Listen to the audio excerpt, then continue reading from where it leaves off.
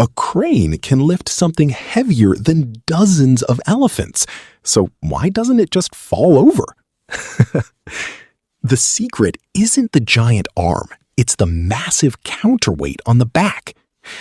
When the crane lifts a heavy object, gravity tries to pull the whole machine forward. To fight this, giant concrete or steel blocks on the rear create an opposite force, balancing everything like a huge seesaw. Modern cranes also use outriggers, those giant legs that extend outward to spread the weight over a larger area. Inside, computers constantly monitor the load, angle, and balance in real time. If the crane gets close to tipping, some systems can even stop dangerous movements automatically. So yeah, a crane doesn't stay upright because it's strong. It stays upright because it's secretly one giant balancing act. You're right.